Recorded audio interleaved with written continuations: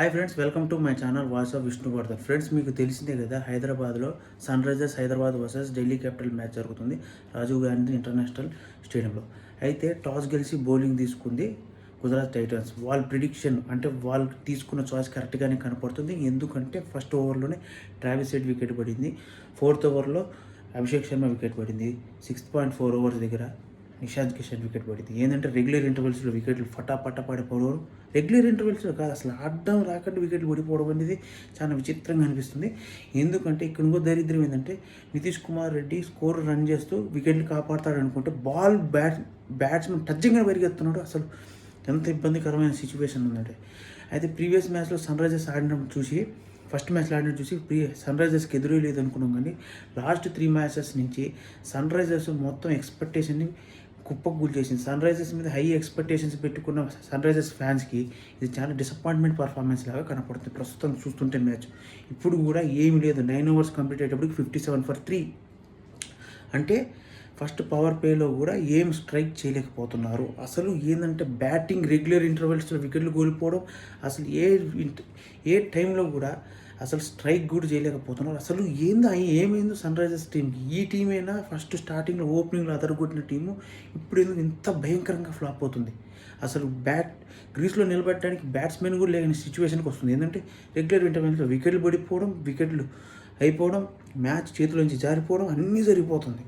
ఏంటంటే అసలు ఏ సిచ్యువేషన్లో కూడా మ్యాచ్ మన చేతిలో లేనట్టే చేస్తున్నారు. ఏంటంటే ఏ బ్యాట్స్మెన్ అవుట్ అవుతాడని ఎప్పుడెప్పుడని గుబేలు అన్నట్టు కూర్చోవాల్సి వస్తుంది సన్ రైజర్స్ ఫ్యాన్స్కి. ఎందుకంటే ఇంత బ్యాడ్ సిచ్యువేషన్ రావడానికి రీజన్ ఏంది? స్ట్రాటజీస్ ఫెయిల్ అవుతున్నాయా, లేకపోతే వాళ్ళు సరిగా ఆడలేకపోతున్నారా? అవుటర్ టీం ఏమైనా భయంకరంగానే బౌలింగ్ చేస్తుందో అర్థం కావట్లేదు. ఇప్పుడు గుజరాత్ బౌలింగ్ టీం పర్ఫార్మెన్స్కి వస్తే, మొహమ్మద్ సిరాజ్ దాదాపు సన్ రైజర్స్కి నడ్డించినంత పని చేశాడు. ఎందుకంటే మెయిన్ రెండు వికెట్స్ తీసేశాడు.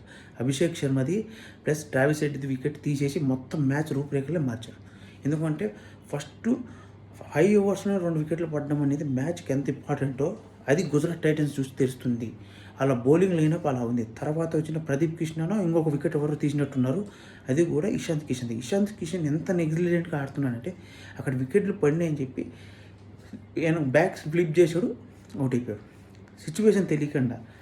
అంటే అసలు వీళ్ళు బ్యాటింగ్ చేసేటప్పుడు ఫీల్డర్స్ ఎక్కడ ఉన్న ప్లేస్మెంట్స్ కూడా చూసుకోరేమో, అడ్డిమారి కూడా ఊరుతున్నట్టు కనపడుతుంది.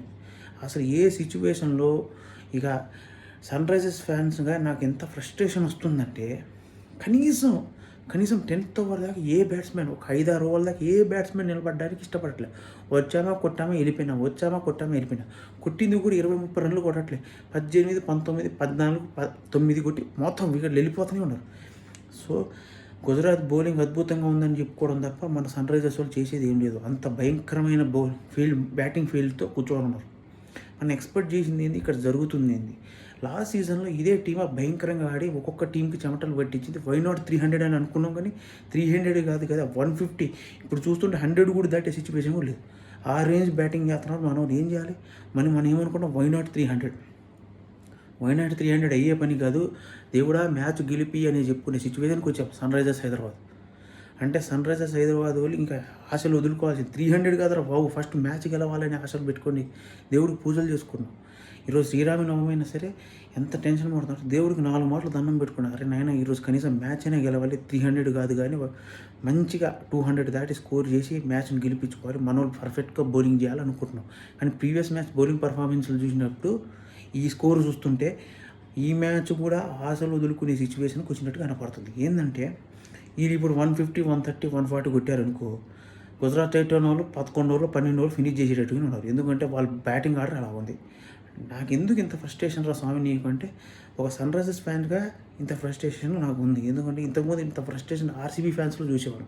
కానీ ఇంత ఎక్స్పెక్టేషన్ పెట్టుకున్న సన్ రైజర్స్ ఫ్యాన్గా నేను వాళ్ళ మీద ఆశలు పెట్టుకుంటే, వాళ్ళు నన్ను నిరాశపరిచేటట్టుగా, నన్ను కాదు మొత్తం హైదరాబాద్ ఫ్యాన్స్ టికెట్లు ఏమో స్టేడియంలో అమాంతం పెంచేస్తారు సన్ రైజర్స్ పర్ఫార్మెన్స్ కోసం. ఆ టికెట్ కాంట్రవర్సీ నడుస్తున్నాయి. ఏంది ఈ పర్ఫార్మెన్స్కి ఇంత కాంట్రవర్సీలు అవసరమా నాకు అనిపిస్తుంది. ఎందుకంటే అసలు ఏ సిచ్యువేషన్లో వీళ్ళు బ్యాటింగ్ చేస్తున్నారు అనేది కూడా అర్థం కావట్లేదు. వికెట్లు వాళ్ళకి క్యాచ్ ప్రాక్టీస్ ఇచ్చేసి వెళ్ళిపోతున్నారు. అసలు ఆడలేకపోతున్నారు. ఇక చూసుకొని మనం ఈ పర్ఫార్మెన్స్ చూడడానికి స్టేడియం పోవడం అవసరమా అనిపిస్తుంది. 2000, 3000, 20,000 ఇక చూసుకో నాకే ఇంత రక్త కన్నీరు కనపడుతుంది, ఇంకా స్టేడియంలో పోయి డబ్బులు పెట్టుకొని చూసుకునే వాళ్ళకి ఎంత రక్త కన్నీరు ఉంటుందో, ఇంత ఎక్స్పెక్టేషన్స్ పెట్టుకున్నట్టు. సో ఫ్రెండ్స్, మీకు కానీ వీడియో నచ్చితే లైక్ చేసి subscribe to my channel voice of Vishnuvardhan. ఇలాంటి మోర్ వీడియోస్ కోసం నా ఛానల్ లైక్ చేసి సబ్స్క్రైబ్తో పాటు బెల్ ఐకాన్ అయితే ఆల్ ఆఫ్ ఛానల్లో పెట్టుకోండి. Thank you for watching. Stay tune for more videos.